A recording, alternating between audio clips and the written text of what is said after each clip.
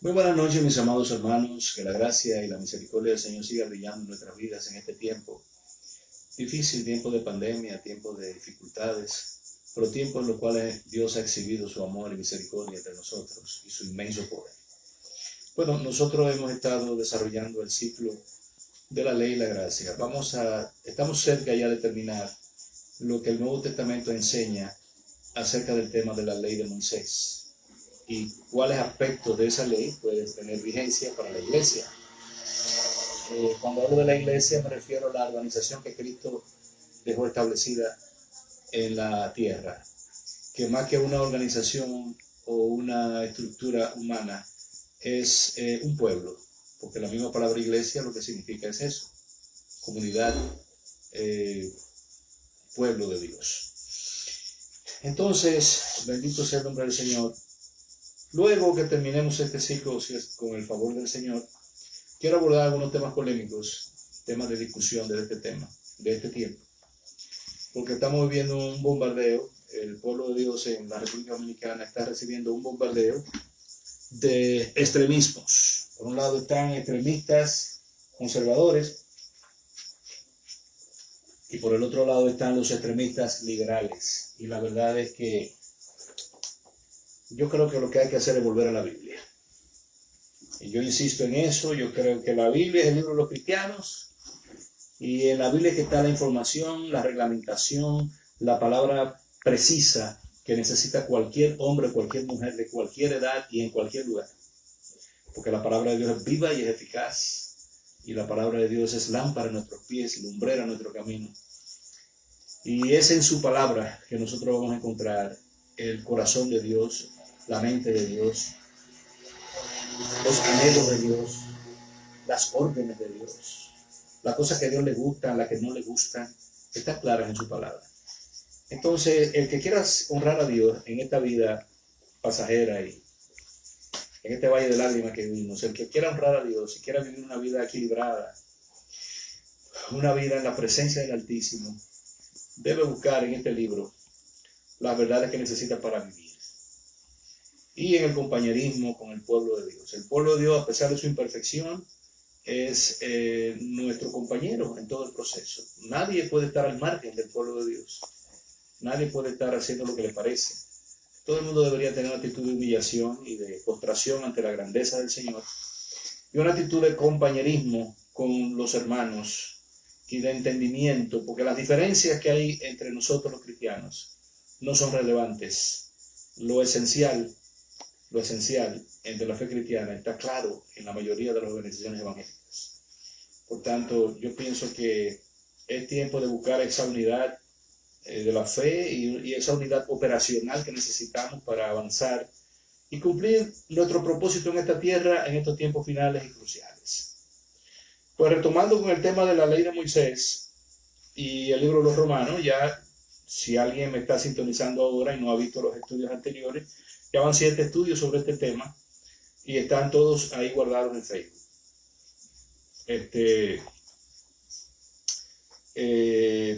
Pero hemos enfocado nuestros puntos de vista sobre la base de lo que está escrito en el libro de Gálatas, en el libro de los Romanos y también en el Concilio de Jerusalén, en Hechos capítulo 15, y también la discusión y la experiencia que tuvo Pedro en el caso de la casa de Cornelio.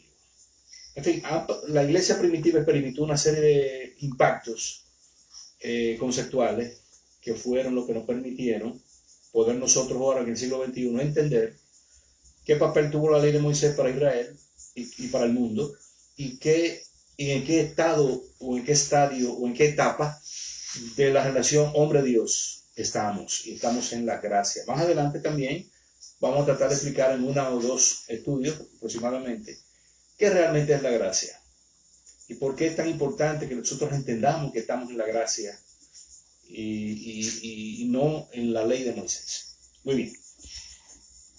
Vámonos al capítulo 4. Vamos a intentar en esta noche comentar lo que dice el capítulo 4 y 5 de Romanos, porque se acaba de concretizar los conceptos. Si tenemos éxito, con el favor del Señor, vamos a tratar de hacerlo. De lo contrario, pues tendremos que continuar más adelantito Todo depende del tiempo. Bien, pues damos gracias al Señor.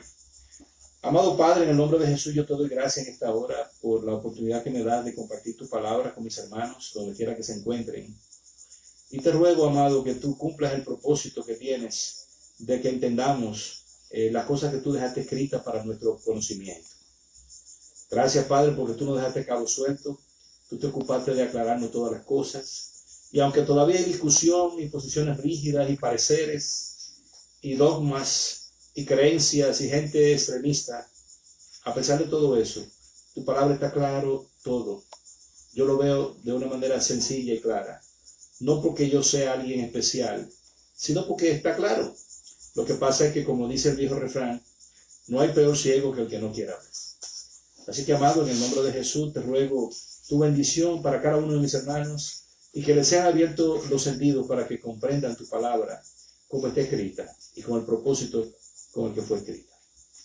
Te ruego la presencia de tu Espíritu, que es el que nos guía a toda la justicia y a toda la verdad, y que esa palabra, el Logos, la palabra que se hizo carne, esté entre nosotros gobernando. Gracias, Rey de Gloria, adoramos tu glorioso nombre, en el nombre de Jesús. Vamos a seguir en el capítulo 4, donde se nos habla qué pasó antes de la ley y cuál fue el pacto que Dios hizo con Abraham y qué importancia tiene este pacto para nosotros, los cristianos del siglo XXI. Dice así: ¿qué pues diremos? ¿Que halló Abraham nuestro padre según la carne? Porque si Abraham fue justificado por las obras, tiene de qué gloriarse, pero no para con Dios. Porque, ¿qué dice la Escritura? Creyó Abraham a Dios y le fue contado por justicia. Pero el que obra, no se le cuenta el salario como gracia, sino como deuda. Mas al que no obra, sino cree en aquel que justifica al impío, su fe le es contada por justicia. Como también David habla de la bienaventuranza del hombre a quien Dios atribuye justicia sin obras, diciendo: bienaventurados aquellos cuyas iniquidades son perdonadas y cuyos pecados son cubiertos. Bienaventurado el varón a quien el Señor no inculpa de pecado. ¿Es pues esta bienaventuranza solamente para los de la circuncisión o también para los de la incircuncisión? Porque decimos que a Abraham le fue contada la fe por justicia. ¿Cómo pues la fe le fue contada? ¿Estando en la circuncisión o en la incircuncisión? No en la circuncisión, sino en la incircuncisión. Y recibió la circuncisión como señal, como sello de la justicia, de la fe, que tuvo esperando a un incircunciso, para que fuese padre de todos los creyentes no circuncidados, a fin de que también a ellos la fe les sea contada por justicia. Y padre de la circuncisión para los que no solamente son de la circuncisión, sino que también siguen las pisadas de la fe que tuvo nuestro padre Abraham antes de ser circuncidado. Óyeme, aquí Pablo se mete en una discusión sumamente interesante, porque él está estableciendo aquí claramente que el pacto que Dios hizo con Abraham, que le prometió que en su simiente serían benditas todas las familias de la tierra, y que él tendría una descendencia más numerosa que las estrellas del mar, que las arenas del desierto, o que las arenas del mar. Esta experiencia y este pacto de Dios con Abraham ocurrió antes de que Abraham se circuncidara. Y esto para Pablo es sumamente relevante. Y Pablo está aquí estableciendo la teología de la circuncisión. Él dice que la circuncisión le fue otorgada después como una señal, como una señalización de que el pacto se había consumado, de que el pacto se había realizado. Por tanto, no es la circuncisión la que debe gobernarnos, sino el pacto que se hizo cuando Abraham aún era incircunciso. Como ustedes saben, la discusión de Pablo en el Concilio de Jerusalén era porque a la iglesia de Antioquía habían llegado hermanos de Jerusalén, cristianos de origen fariseo, que le decían a los hermanos no judíos, gentiles de Antioquía, le decían: si ustedes no se circuncidan igual a la ley de Moisés, no pueden ser salvos. O sea, ahí es donde está el meollo del asunto y el meollo de la discusión. Entonces, ¿qué es la circuncisión? La circuncisión es una operación, es una mutilación que se le hace en el prepucio del varón. Ustedes saben que el órgano reproductor masculino está cubierto de una capucha a la que se le llama prepucio. Ese prepucio se estira y se corta, y en el caso de los hebreos se hace al 8º día de nacido. Entonces, cuando Abraham experimentó el poder de Dios en su vida, Dios trató con él, se le reveló, le habló y le hizo promesa. Dios le ordenó que se circuncidara él y los varones de su casa, no solamente su hijo, sino también hasta su servidumbre, porque de ahí en adelante todo lo que tuvieran en ese pueblo que se estaba gestando en ese momento, que hoy es una nación poderosísima, una nación de vanguardia en todo, una nación próspera y bendecida, porque es una nación hecha por Dios, que es la nación de Israel. En ese momento que Dios está gestando de ese linaje, está creando la bendita nación de Israel, en ese momento Dios realiza la circuncisión como un elemento sustancial del pacto con esa estirpe, con esa raza, con ese pueblo que está en formación. Tuvieron que pasar algunos acontecimientos, por ejemplo, después de Abraham vino Isaac. Isaac tuvo 2 hijos, que fueron Esaú y Jacob. Y Jacob, ustedes saben que fue el hijo que arrebató la promesa. Fue el hijo de la promesa, no porque lo mereciera legalmente, aquí vemos otra vez la gracia, sino por cuanto la anhelaba. Primero la adquirió, se la compró a su hermano y después la usurpó. La palabra Jacob significa algo así como usurpador.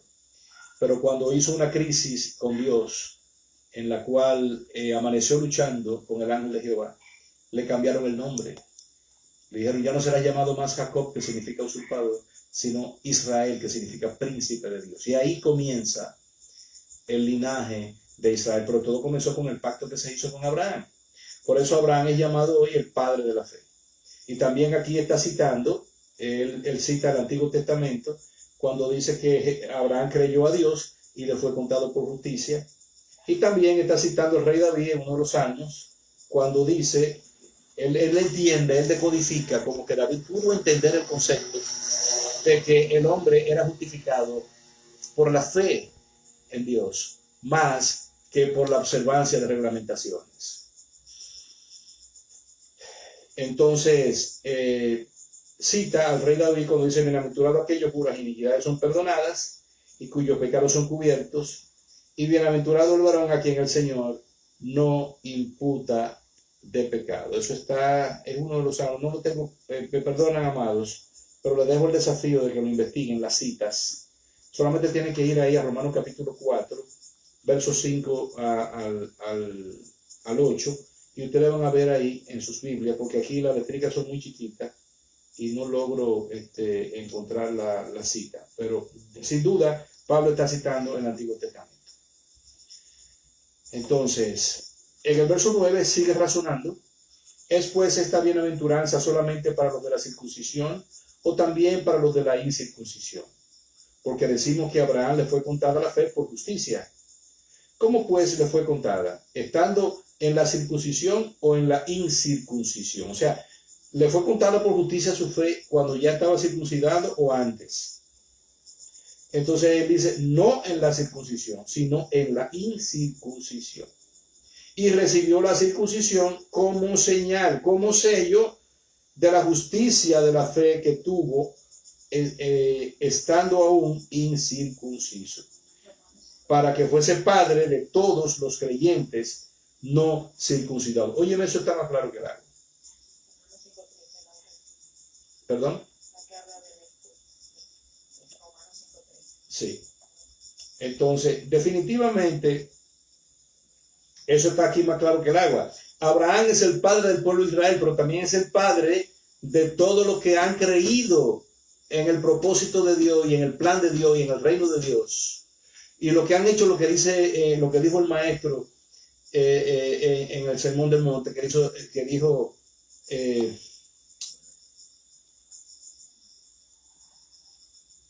buscad primeramente el reino de Dios y su justicia, y todas las demás cosas os serán añadidas. O sea, en la medida que una persona se compromete con Dios y le cree a Dios para obedecerle y para adorarle y para servirle, se constituye en hijo de Abraham también, porque Abraham no solamente es el padre de la fe de los circuncidados o de los hebreos o de los judíos, sino que también es el padre de los que no estando circuncidados también son del pueblo de Dios.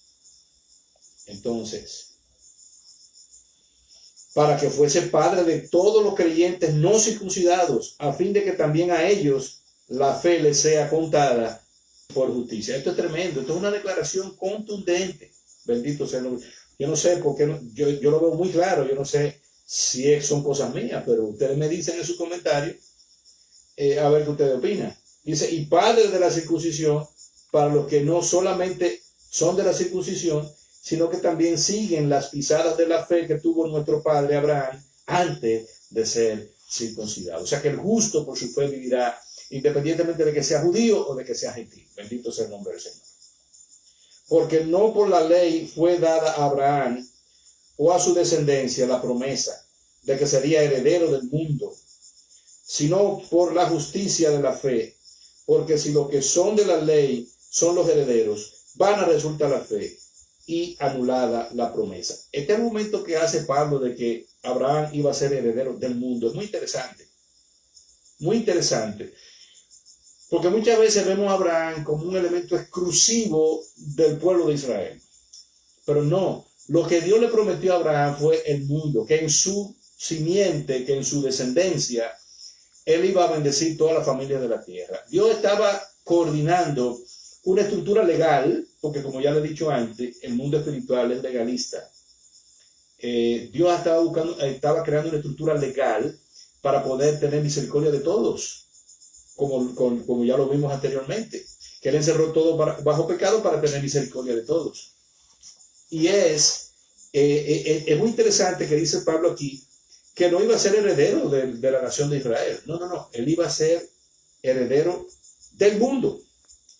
O sea, la humanidad entera, de una forma u otra, iba a estar bajo esa égida, bajo esa propuesta de que en este mundo ya no iba a haber un solo reino. El reino de las tinieblas, el reino de los hombres impíos. No, que también iba a haber otro reino, el reino de Dios. Una estirpe divina se estaba implantando en la tierra con el pacto que Dios hizo con Abraham. Y a partir de ahí se crea el linaje de Israel, pero también se crea la promesa de que a través de esa fe al estilo de Abraham, aún los que no son de ese linaje biológico también iban a ser impactados por el amor de Dios. Y nosotros vemos en la historia de Israel también como mucha gente que no era judía por naturaleza biológica fue asimilada porque asimiló la fe. Un ejemplo muy sencillo, Rahab la ramera. Rahab la ramera, fíjense que tristemente, cada vez que la Biblia la menciona, le pone el apellido. Nunca dice solo Rahab, dice Rahab la ramera, para especificar que se trata de un personaje único en la historia de Israel. Esa señora era cananea, pero cuando vio que Israel venía hacia Jericó, entendió que ese pueblo era bendecido por Dios y que iban a tener éxito. Y ella quiso ponerse a favor de ese pueblo de Dios y no en contra. Y ayudó a los espías que mandó Moisés y colaboró con todo el proyecto de conquista de Jericó. Y fue la única de Jericó que sobrevivió. Y su casa fue la única que quedó en pie. Pero aún más, si usted estudia la analogía, ella es antepasada biológica del rey David, por tanto del Mesías. Eso es glorioso. Una prostituta está en el linaje de Jesús, que no era judía, pero creyó a Dios y le fue contado por justicia. Asimismo, ¿cómo que se llama? Ruth, ¿no? La nuera de Noemí. Esa muchacha era moabita. Y cuando enviudó, que su suegra le dijo, bueno, mi hija, yo no tengo cómo sostenerte, vete a casa de tu padre, que yo me voy a mi tierra. Y ella le dijo, yo no te desampararé, yo estaré a tu lado. Y le dijo una palabra muy poderosa, le dijo, tu tierra será mi tierra y tu Dios será mi Dios. Oh, pues esa muchacha también fue asimilada como parte del pueblo de Dios. Y resulta que también entra en el linaje de los antepasados de Jesús. Esto es glorioso, porque aún en la historia más remota vemos como la gente que le creyó a Dios y se le rindió a Dios, aún sin ser hebrea, fueron asimilados por el poder de Dios para incorporarlo a este pueblo. Este pueblo que estaba restringido por principios inviolables, ¿no? Una ley, un linaje sanguíneo, biológico y una serie de cosas. Fue quebrantado en uno que otro momento para incorporar a alguien que tuvo fe, que creyó en el Dios de Israel y que se rindió ante el poder y la majestad de ese Dios. Por tanto, la Biblia está llena de esos acontecimientos, de que personas que no estaban en esa agenda biológica y de linaje fueron asimiladas al pueblo de Dios. Entonces, no debería ser algo que nos sorprenda, porque es algo de parte del modus operandi de Dios. Que el que se acerca a Él y le cree y se le rinde es asimilado en su seno para Dios amarlo y cuidarlo y bendecirlo y asimilarlo como hijo. Bendito sea el nombre del Señor. Verso 13 dice, porque no por la ley fue dada a Abraham a su descendencia la promesa de que sería heredero del mundo. Fíjense qué importante ese concepto, heredero del mundo. O sea, Dios le prometió a Abraham que le daría los linajes de la tierra a ese proyecto del cual él sería el progenitor, el padre biológico de ese proyecto de fe que sería el reino de Dios en el curso del tiempo, el pueblo de Dios. Porque si los que son de la ley son los herederos, van a resultar la fe y anulada la promesa.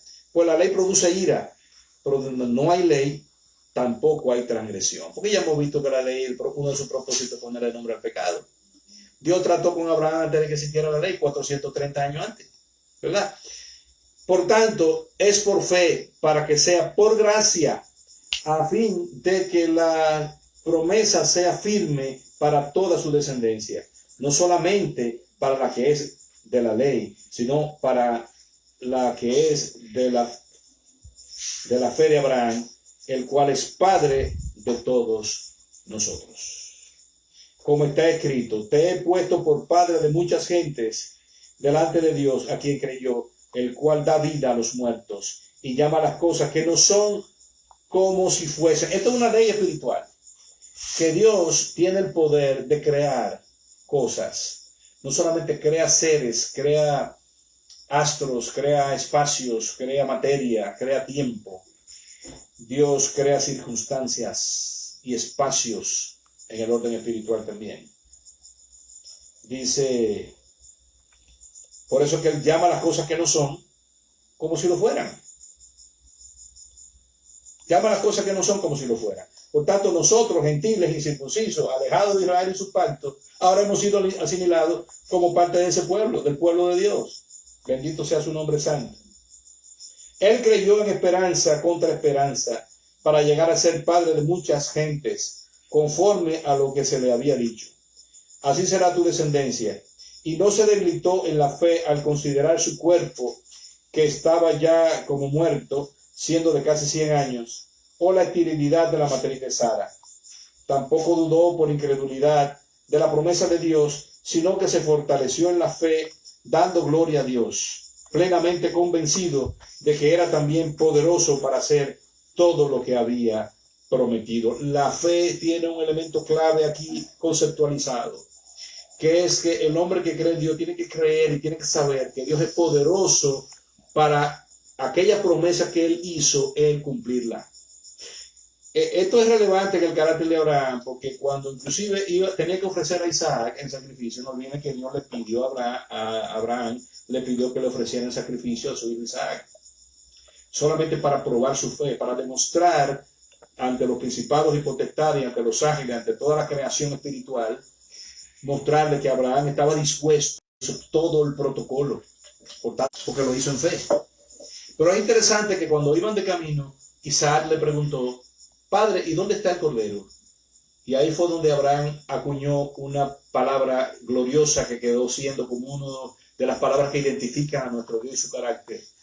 Él dijo Jehová Jireh en hebreo, que significa Jehová proveerá. Él visualiza en forma profética que Jehová se proveería un cordero. Y así mismo Él se proveyó un cordero físico porque encontraron un cordero en el camino, enredado en unos matorrales. Pero también en el andar de los tiempos, en el momento preciso, Dios se proveyó del Cordero de Dios que quita el pecado del mundo. Bendito sea el nombre del Señor. Por tanto, la necesidad de satisfacción de justicia fue consumada en ese Cordero Santo. Bendito sea el nombre del Señor. Entonces, esa fe no se debilitó, sino que permaneció firme, creyéndole a Dios. Y el argumento básico es ese. Él creyó que Dios podía cumplir lo que había prometido, aunque parecía imposible. Porque nuestro Dios es el Dios de los imposibles. Porque es el Dios que creó todas las cosas. Para Él, lo que para nosotros es imposible, para Él es fácil, es simple, es sencillo. Bendito sea su nombre santo. Plenamente convencido, el verso 21, de que era también poderoso para hacer todo lo que había prometido. Por lo cual también su fe le fue contada por justicia. Y no solamente con respecto a él se escribió que la fe le fue contada, sino también con respecto a nosotros, a quienes ha de ser contada. Esto es lo que creemos, esto es a los que creemos en él, que levantó de los muertos a Jesús, Señor nuestro, el cual fue entregado por nuestras transgresiones y resucitado para nuestra justificación. O sea, él fue entregado, según el verso 25, Pablo nos está dando aquí un argumento teológico sumamente contundente, muy importante y que no podemos soslayar. Jesús fue entregado, según este contexto, por nuestras transgresiones, pero fue resucitado para nuestra justificación. O sea, como la paga del pecado es muerte, él nunca pecó, por tanto la muerte tuvo que soltarlo. Con su resurrección, él declara, consuma nuestra justificación. Según yo estoy viendo aquí, si no me equivoco, fíjense bien, el cual fue entregado por nuestras transgresiones y resucitado para nuestra justificación. La resurrección de Cristo está vinculada a nuestra justificación. Está relevante esto, por eso que los cristianos primitivos empezaron a celebrar el primer día de la semana. Lo vemos en el libro de los Hechos, que el primer día de la semana se juntaban para partir el pan. En varias ocasiones vemos en el Nuevo Testamento que se declara que los cristianos se reunían, los cristianos primitivos cuando la iglesia recién comenzaba, se reunían el primer día de la semana a partir el pan.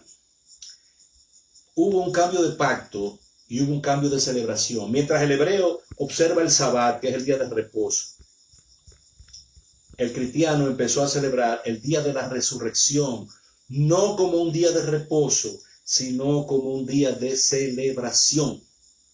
Hasta el día de hoy, la palabra domingo lo que sugiere es día de fiesta, día de celebración. Todo el mundo le fascinan los domingos por eso.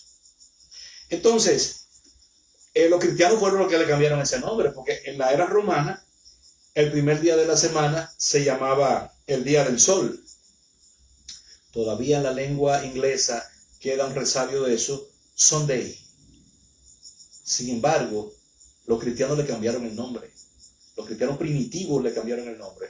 Le pusieron Domenica Die, que quiere decir día del Señor, del Dominus. Domenica Die, día del Señor. Domenica Die, día del Señor.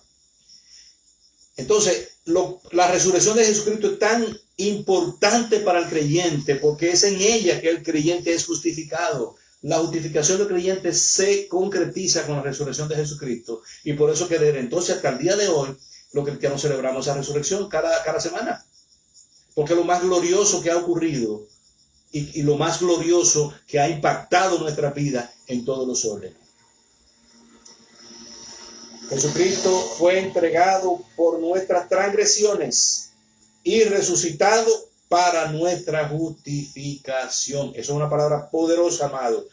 Asúmela y recíbela y aprópiate de eso, porque es una promesa. Así como a Abraham se le hicieron promesa, a ti también se te han hecho promesa, y esta es una. Amén. Entonces, ya en el capítulo 5, Pablo arranca explicándonos la relevancia de esta justificación. Dice, justificados pues por la fe, tenemos paz para con Dios por medio de nuestro Señor Jesucristo. Con este pasaje se inaugura un concepto teológico denominado doctrina de la justificación. La doctrina de la justificación es que Dios hace justo al pecador si se rinde al señorío de Jesucristo y declara su fe viva y eficaz, una fe activa en Jesucristo. Para muchas personas que no entienden lo que es la fe, piensan que creer es un acto tan simple que no debería tener ningún mérito. Creer no implica un esfuerzo, no implica un trabajo.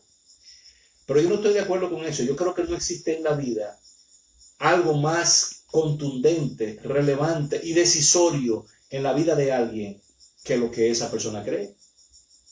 Porque yo he llegado a la conclusión de que tú eres lo que tú crees. Si tú crees que tú eres feo, no importa lo que nadie te diga. No importa ni siquiera lo que te diga el espejo. Si tú crees que tú eres pobre, si tú crees que tú eres un miserable, que a ti nadie te quiere y cosas, hay gente que se suicida porque cree que nadie lo quiere. Que está creyendo, pero en forma negativa. Entonces tú eres lo que tú crees. Si tú piensas que no hay esperanza para ti, que Dios no puede tener misericordia de ti, que Dios no puede perdonar tus pecados porque fueron muy terribles, bueno, pues eso es lo que tú crees y eso te va a dirigir a la perdición. Por tanto, creer es el acto más relevante, más trascendente y más, digamos que más involucra la vida de alguien. Porque tú eres lo que tú crees. Si tú no crees, tú no eres.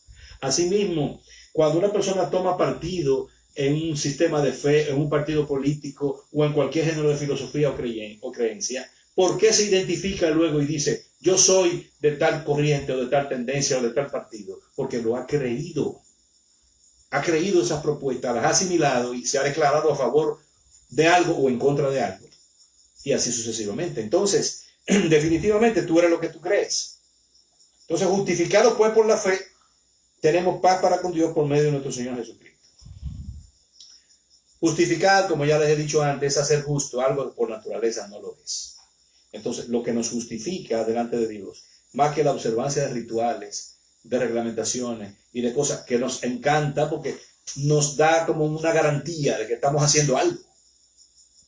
Y ahí es donde está el gran problema. Es que es justificado por la fe que nosotros podemos llegar a tener paz para con Dios por medio de nuestro Señor Jesucristo. Esa justificación decretada por los que creen, para los que creen en Cristo es lo que nos produce un estado de paz, de armonía en nuestra relación con el Padre Celestial. Justificados pues por la fe, tenemos paz para con Dios por medio de nuestro Señor Jesucristo. Porque también tenemos entrada por la fe a esta gracia en la cual estamos firmes y nos gloriamos en la esperanza de la gloria de Dios. Tenemos entrada a esta gracia, esta gratuidad, este regalo, porque la salvación de nuestra alma y el perdón de nuestro pecado es un regalo que se obtiene por haber depositado nuestra confianza en Jesucristo y en su sacrificio. Así de sencillo, pero así de contundente. Bendito sea el nombre del Señor. Y no solo esto, sino que también nos gloriamos en las tribulaciones, sabiendo que la tribulación produce paciencia. Y la paciencia prueba, y la prueba esperanza, y la esperanza no avergüenza, porque el amor de Dios ha sido derramado en nuestros corazones por el Espíritu Santo que nos fue dado. Porque Cristo, cuando aún éramos débiles, a su tiempo murió por los impíos. Ciertamente apenas morirá alguno por un justo, con todo pudiera ser que alguno osara morir por el bueno. Mas Dios muestra su amor para con nosotros, en que siendo aún pecadores, Cristo murió por nosotros. Asimismo, como Abraham recibió su promesa antes de circuncidarse, porque le creyó a Dios, Jesucristo murió en esa cruz por nuestro pecado, antes de que nosotros naciéramos. Cuando nosotros vinimos a entender las cosas de este mundo y tomamos la decisión de seguir a Cristo, ya los decretos a nuestro favor estaban dados, porque ya el sacrificio había sido consumado. Por eso que cuando Jesús fue ofrecido, su última palabra fue: consumado es. Está hecho, está logrado, está alcanzado, está consumado. Entonces, todo indica, y aquí este texto es muy claro, muy preciso, de que no es por buena gente que nosotros tenemos acceso a esta gracia. Es que cuando nosotros éramos, es que Él vino a morir por los impíos. Él vino a morir por los perversos, por los pecadores. Él vino a morir por los adúlteros, por los ladrones, por los homicidas, por los homosexuales, por los depravados, por los ladrones, por toda esa gente Él vino a morir. Ahora, cuando alguien recibe y entiende el poder de ese sacrificio, no se quedará en esa postración, sino que resucitará, se levantará y ya no andará más en esos caminos, porque su vida será poderosamente transformada. Pero ya ese es otro fenómeno al que la Biblia le llama conversión. Dios muestra su amor por nosotros en que, siendo aún pecadores, Cristo murió por nosotros. O sea, Él no murió por nosotros cuando ya éramos cristianos. Él murió por nosotros antes. Pues mucho más, y aquí refuerza este concepto, mucho más, estando ya justificados en su sangre, por Él seremos salvos de la ira. O sea, que la salvación es una garantía que Él nos da por haber creído y habernos entregado a Él y a sus propósitos. Por eso el cristiano, una de las características del cristiano es que está seguro de su salvación. Ha confiado y ha creído en las promesas del Señor y está seguro de su salvación y sabe que Él va a ser librado de la ira próxima que se avecina contra la humanidad impía.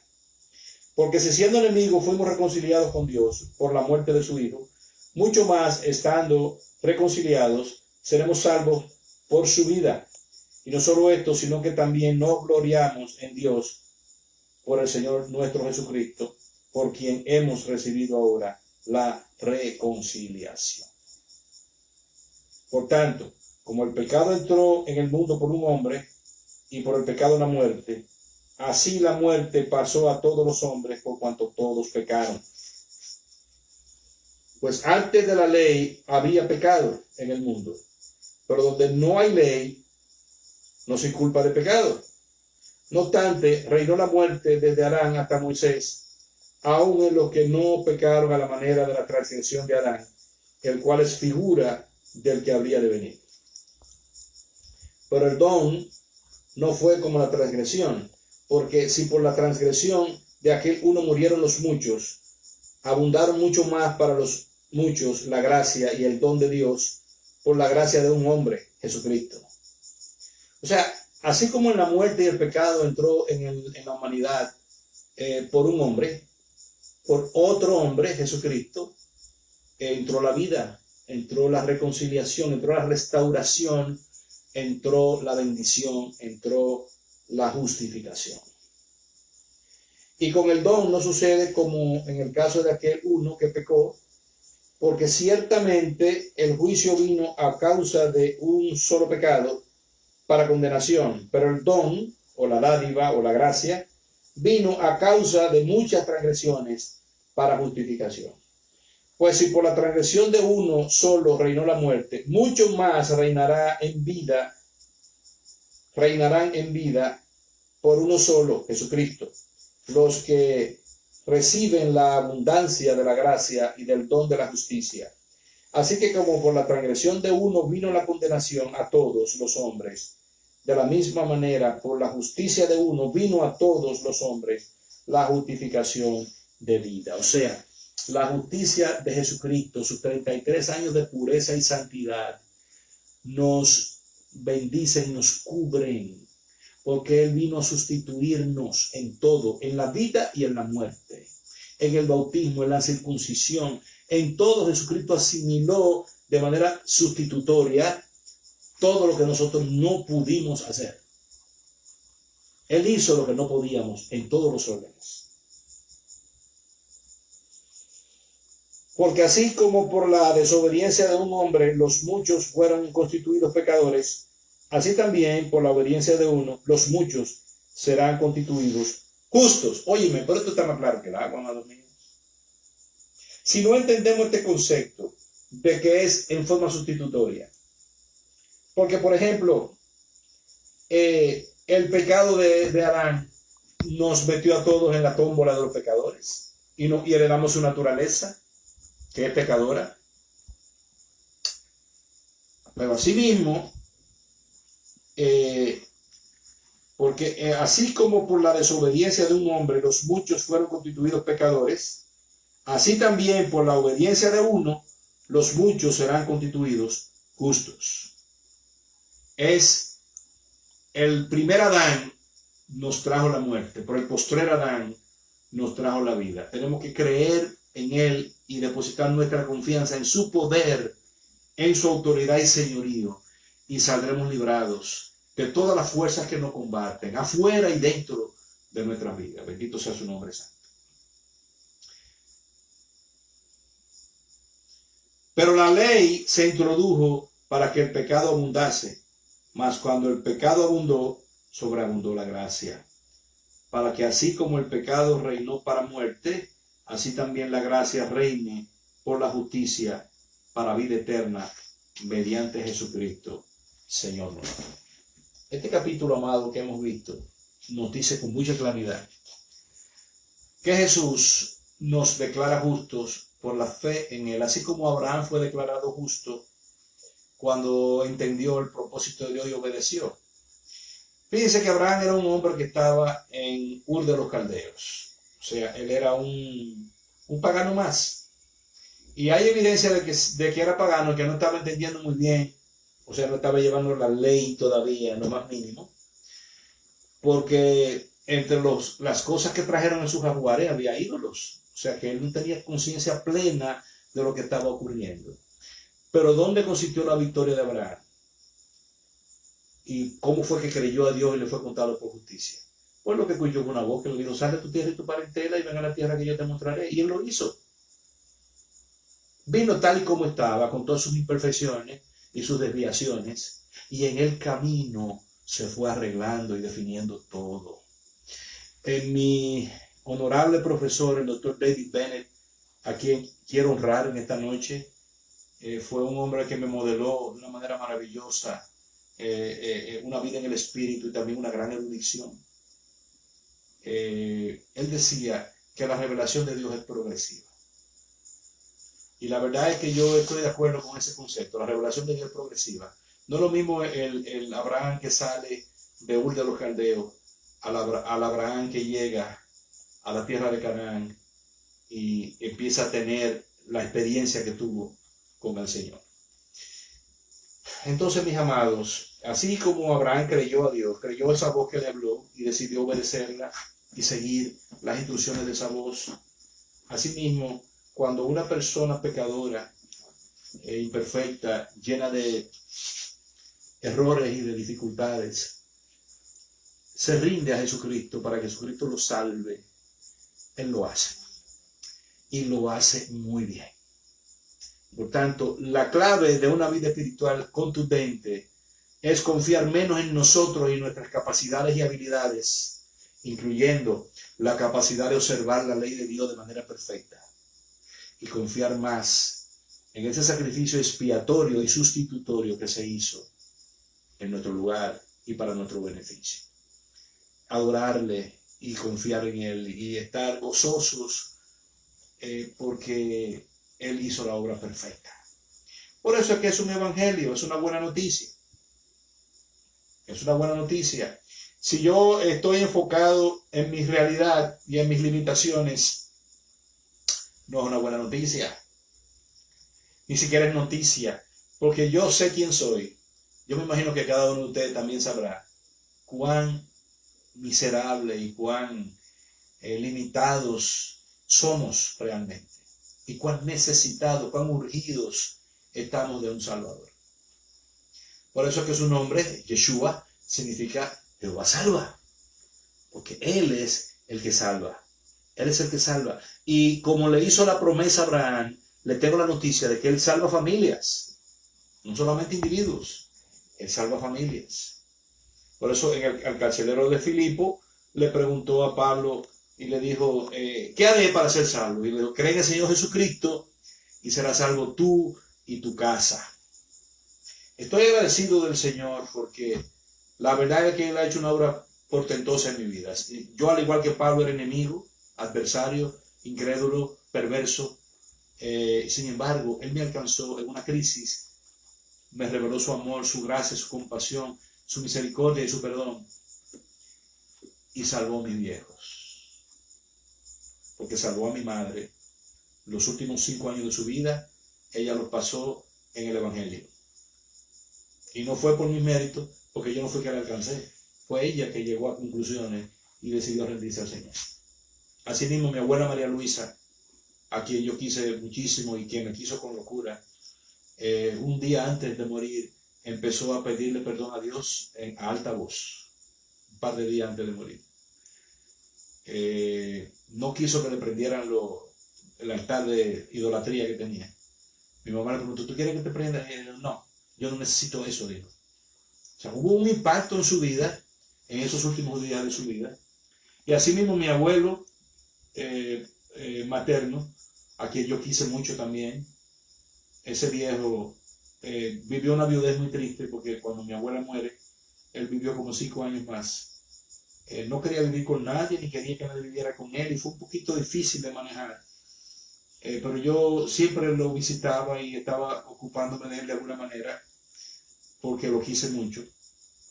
Y él, un día, yo llegué a visitarlo, ya yo estaba en La Vega, ya había comenzado mi ministerio en La Vega, eso fue como en el 95. Yo creo que él murió como en el 96. Y él me dijo, mira lo que yo estoy oyendo, estaba oyendo Radio Visión Cristiana. Alabado sea el Señor, Dios bendiga Radio Visión Cristiana. Y me dijo, yo sé que ese es el camino, me dijo. Él tenía Parkinson. Me dijo, yo no puedo ir a la iglesia porque yo quiera como yo estoy, yo no puedo estar entre la gente. Pero ya yo sé que ese es el camino. Entonces, yo he visto el poder de Dios para salvarme, no solamente a mí, sino también a mi familia.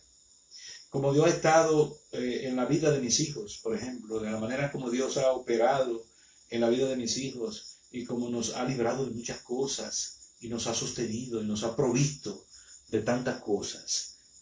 No tenemos más que agradecer, dar gracias, adorarle y hacer todo lo posible por serle fieles con nuestro corazón, con nuestra mente, con nuestra vida, adorándole en todo.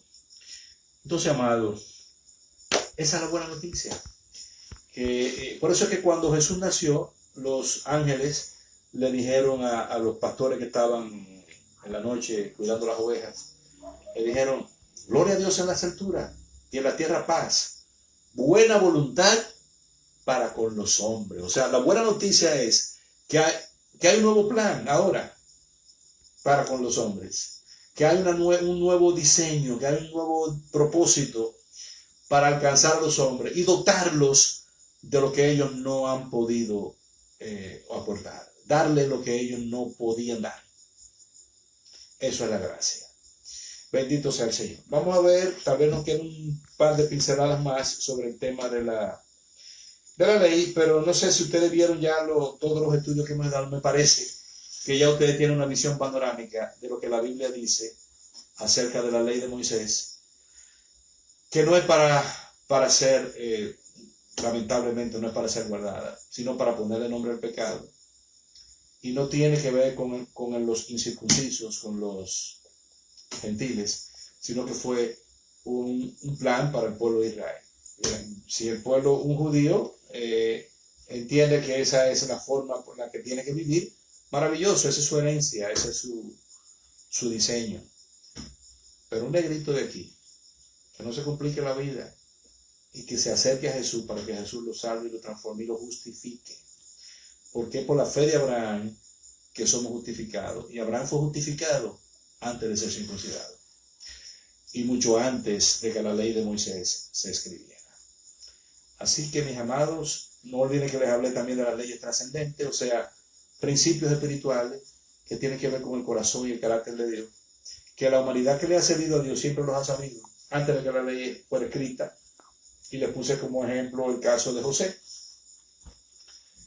que salió huyendo a la mujer de Potifar 400 años antes de que Moisés escribiera: no codiciarás a la mujer de tu prójimo y no adulterarás. Y 1000 años antes de que Pablo escribiera: huite de la fornicación. Por tanto, amado, el pueblo de Dios siempre ha sabido cómo apartarse de cosas que amenazan su relación con el Padre Celestial, bendito y santo por los siglos. Dios lo bendiga. Cualquier comentario, cualquier pregunta, cualquier duda y cualquier desacuerdo, pues no hay problema. La discusión es eso. Lo más importante no es que estemos de acuerdo, sino que nos amemos. Amén. Dios nos lo bendiga. ¿A quién tenemos ahí para saludarlo al finalizar? Mami. ¿Tenemos a alguien ahí? ¿Hay algún comentario? ¿Alguien escribió? Ay, ¿Quién? Mami. no, que... Ah, sí, por favor, sí. Tenemos a Rafaelina, que está convaleciente de una operación de sufrió recientemente, no puede hablar muy bien. Y estamos en vivo, así que ya ustedes saben. Pero nada, me pueden escribir también en privado, pueden escribirme a mi WhatsApp o cualquier cosa, cualquier duda. No sé, me preocupa cuando yo hablo y la gente no dice nada, o sea, es como si, no sé si entendieron, pero yo espero que sí. De todas maneras, ahí están grabados, si alguien quiere volverlo a ver. Jenny Venezuela, Veneciana. Yo bendiga a Jenny, ok. Jacqueline Vázquez. Jacqueline Vázquez siempre está ahí, Dios te bendiga, Jacqueline. María Hilario. María, querida pastora, Dios te bendiga. Bianca Freites. Bianca, qué bueno que estás ahí, te había echado de menos los últimos días. Estaba preguntando ayer por ti a Miguelina. Violeta. Violeta, querida, Dios te bendiga. Ya no me dice quién. Ok. Carlos Josué Veloz. ¿Quién? Carlos Josué. María de María. Oh, Josué. ¿Cómo tú estás, Josué, querido? Dios te bendiga. Qué bueno que estás ahí. Edwin Suárez. ¿Perdón? Edwin Suárez. Porque aquí no se me ve. Edwin Suárez, Dios te bendiga. Edwin. Mickey. Ah, Miki. Ah, muy bien. Medalda García. Dios le bendiga, hermana Medalda, esa es de los Estados Unidos. Francelis Aponte. Dios te bendiga, Franceli, también. Qué bueno que están ahí ambas. Orlando Valdés. Orlando, venezolano, soy el esposo de Jenny. Bienvenido también, Orlando. Miguelina Yurden. Miguelina, mi hermana, sí. Franklin Almonte. A Franklin Almonte de Triunfadores. Dios te bendiga, amado. Qué bueno que estás ahí. Mayra Vázquez. Mi hija Mayra, Dios te bendiga. Berenice Cruz. Berenice Cruz, ídolo Cruz de la hija de Justa, hermana de Damar. Dios te bendiga. Y Angelina Tavares. Angie. Angelina. Dios te bendiga. Angelina Taveras. Angelina Tavera, preciosa, hija de Dios. Dios te bendiga. Bueno, amados míos, me gustaría que ustedes vieran en Facebook los estudios anteriores para que tengan una visión más clara de cuál es la posición nuestra frente a este tema. Y lo que hemos tratado de ver es qué dice realmente la Biblia. Miren, ahora mismo en este tiempo nosotros nos enfrentamos a una difusión distorsionada del Evangelio. He estado viendo en las redes como hay gente que tiene una barbaridad de views y están asumiendo posiciones extremistas.